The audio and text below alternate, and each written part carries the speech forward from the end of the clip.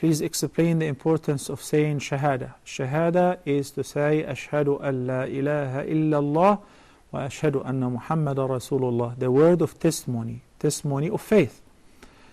The importance of saying Shahada at the time of death, and the conditions of a believer who did not have a chance to say it before he or she died, as well as a disbeliever who says it right before death.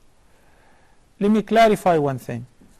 Saying the Shahada at the time of death is not optional.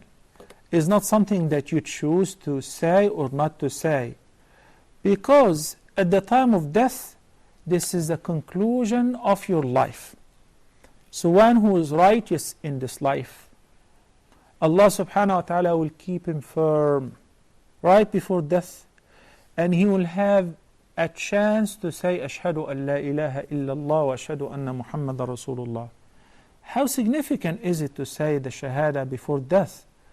Its significance is presented in a fantastic hadith in which the Prophet sallallahu alaihi wasallam says, whosoever's last word before death will be La ilaha illallah Muhammadur Rasulullah, shall enter paradise.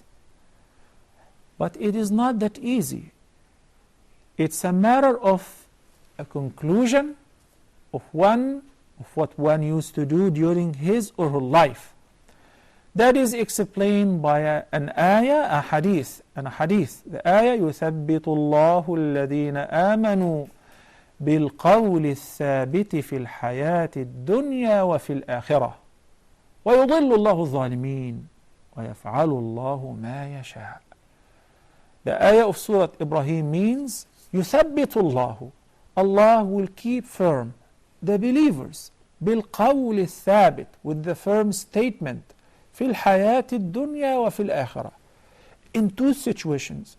في الحياة الدنيا, on the last stage of life, right before death, when one is reclining on his deathbed, when the angels are extracting the soul, there will come the confirmation, the affirmation of Allah subhanahu wa ta'ala, and the believer will find it easy to move this muscle, which is the most used muscle, the tongue, to say La ilaha illallah Muhammadur Rasulullah.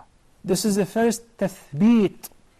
And the second tathbeet, fil akhirah, in the hereafter. And the hereafter for each person begins right after they die. إذا مات الميت قامت قيامته. In the grave, the two angels would sit up the deceased and ask him these serious questions. من ربك؟ ما دينك؟ ما تقول في الرجل الذي بعث فيكم? Who is your Lord? What's your faith? What do you say concerning Muhammad sallallahu alayhi wa sallam? So يثبت الله الذين آمنوا بالقول الثابت في الحياة الدنيا at death, وفي الآخرة, in the grave. They would not hesitate to say ربي الله وديني الإسلام, and then they will say Muhammad is the last messenger whom Allah subhanahu wa ta'ala sent to us. This is another tathbeet.